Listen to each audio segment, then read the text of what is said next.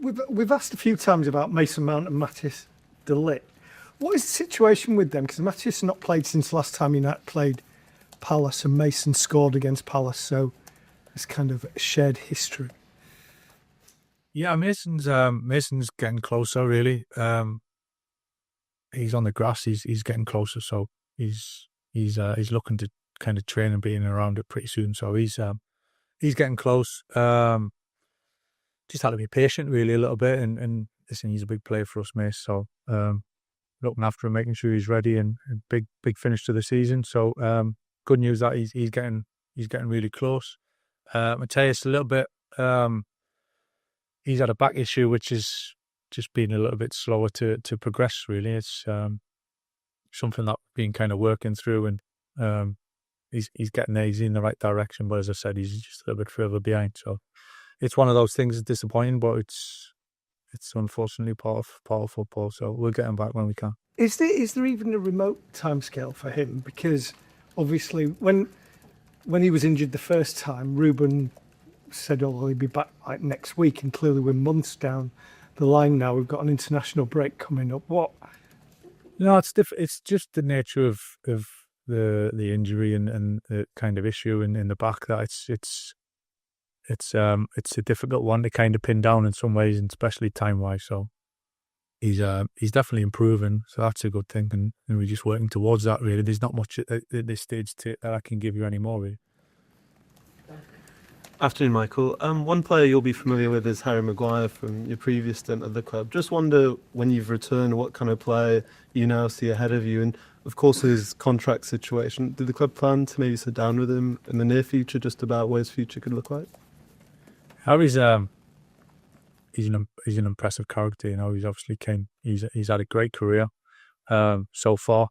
There's hopefully there's a lot more to come. I think even what he's been here, and the journey and the experiences that he's had, certainly since he's been here and with England as well, I think shows exactly what he is. I think we all know the player that he is and what he's capable of doing. And again, the other night there, I thought he was fantastic. Having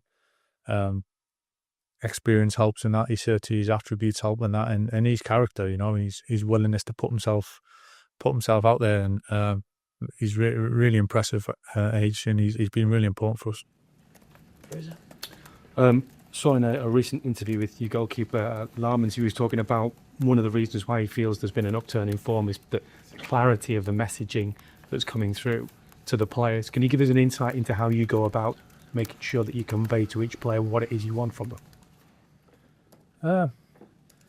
Yeah, I mean, you could talk for quite some time on that, you know, in terms of how we want to play, kind of what we want to do for each other, and behaviours, and there's all sorts of things that kind of come into it, really. But yeah, I think I've said it at times over the last few weeks. It's when you're putting a team together and you're putting a team on the pitch, I think it's not always you try to make it as clear as you can. I think clarity is important. It doesn't necessarily mean that it's simple. Sometimes there's quite a lot of detail that kind of needs to be put across, but I always try and feel that we do it in a simplistic form, really, so the players maybe think it's simple, but there's quite a lot of work behind that. So that's always the balance, I think, for any coach and manager, that you're trying to give the players going out there that their minds are as clear as possible, really, and they know the jobs effectively. So it's a constant balance, but the boys have been great, and anything we have tried to kind of help them with, implement them, we give them bits of tips. I think they've all been taken on board ever so well. Michael, I just wanted to ask about Manuel Ugarte's yet to sort of start a game under yourself, had limited playing time. What do you see his role at the moment? What does he need to do to get back into the side? Yeah, listen, Manu, I like Manu a lot. He's been terrific around the group, and hugely impressed with his attitude and how he goes about it, and his training qualities, and he's got a lot of really good attributes, Manu. I think that it's when the team's winning, there's obviously a big upside to that, and there's always for the one or two boys that maybe haven't played so much. Obviously, it makes it a little bit tougher to get in the team, but I think that creates that competition as well in a real healthy way, that everyone's pushing each other, and Man who's obviously, desperate to get on the pitch more, and he's doing everything he can in training, and he's a big part of the group. So I think it's just a case of the results and the boys playing so well that there's going to be times when we might need to change things and freshen things up, and then certainly he's a big part of that. Paul? Michael, just another question on Harry. How much input will you have into that decision on whether he stays or goes? And in terms of his experience, I think you're going to lose Casemiro in the summer. That's a big lump of experience gone out of the squad. How important is it to kind of keep that level of experience, that player that Harry's got, that kind of in the future? Yeah, I think within the squad, I think there's always that balance. You certainly want that younger potential and that excitement of development players and helping players. You need that little sweet spot in the middle, I think, where players at the peak. I think you certainly need that within the group, and experience is massive. It's hard to put a price on how kind of valuable that can be, and whether that's individuals, that's experience as a whole group. But Harry's, as I've just said, he's gained an awful lot of experience in different ways through this club. So, Casa leaving is another one experience, and it's something we got to obviously understand and what that means. Hi, Michael. The Champions League draw took place this morning. I'm sure you've probably got other things to do than pay too much attention to it at the moment, but does it feel strange being at this club all the time you've been here as a player? The Champions League's going on without United. It's happened fairly regularly over the last few years, certainly to the knockout stages. Does it feel different or wrong that this club isn't competing at that end of Europe consistently enough these days? Certainly where we want to be. Don't think we can assume and just take things for granted just because the past is the past. That takes care of what should happen here and now or next season. I think it's you've got to kind of earn that. You've got to show you're good enough, and I think that's why when you have time of success or you achieve success, it's warranted, and to show how tough it actually is to get it. So, to be honest, at the moment, it's a really laser focused on kind of what's ahead for us. There's no point in us looking elsewhere. We know where we want to be. We know kind of what we got to do to get there, and the performance level and the games that are coming up where we want to try and get the right results. But I think looking what else is going on in and around Europe at this point is not really going to help us. But it's certainly where we want to be. Chris and then Andy. Hi, Michael. Just on Harry again. He started every game since you came in. Of course, as you say, was great at Everton on Monday. You obviously here as a first team coach when he first signed for the club. You've seen him right the way through. Is he as good now as he ever has been? In some ways, better in terms of the experience that he's got now.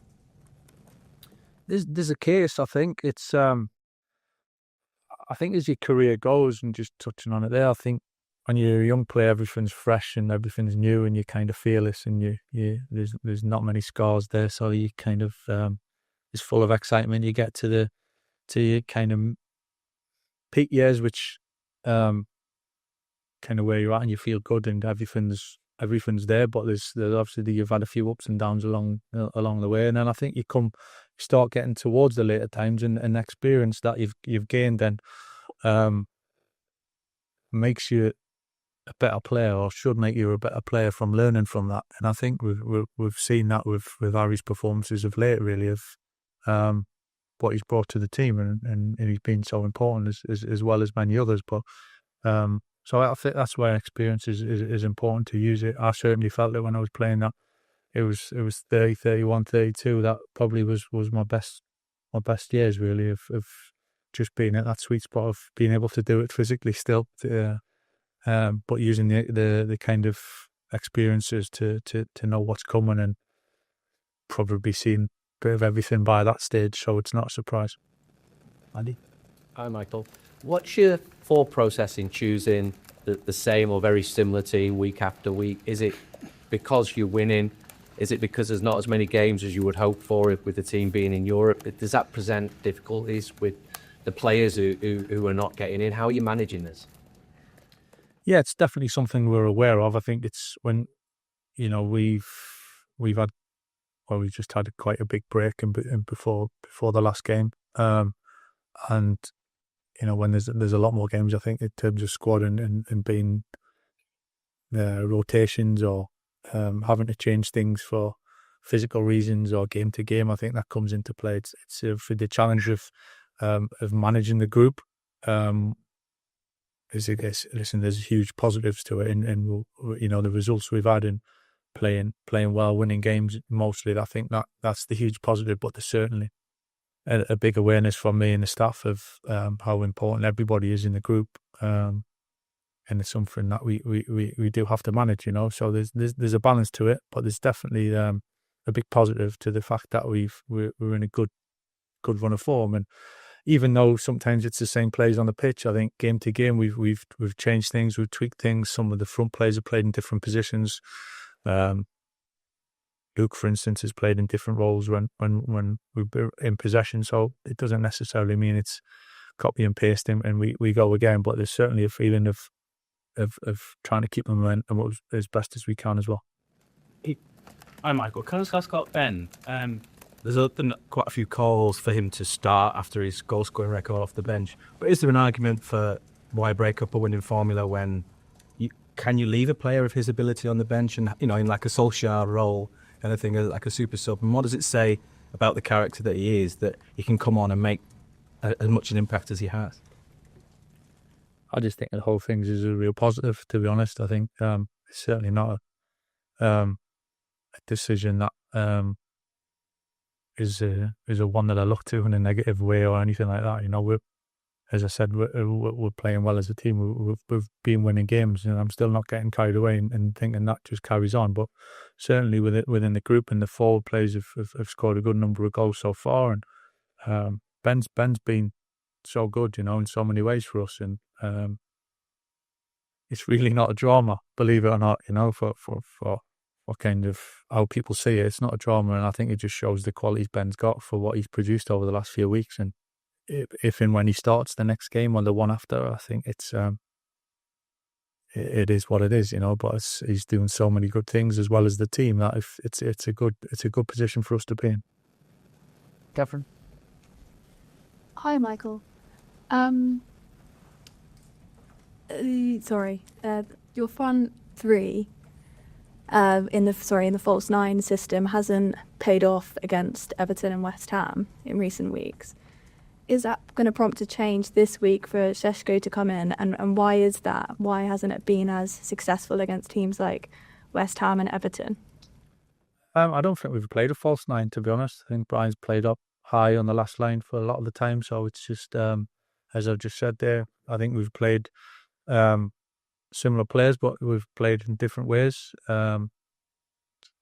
4 points from 2 games is not bad away from home, so it's not so bad, and being able to change it from the bench and make things a little bit different towards the end of games is a real strength. So I'm pretty happy the way things are going.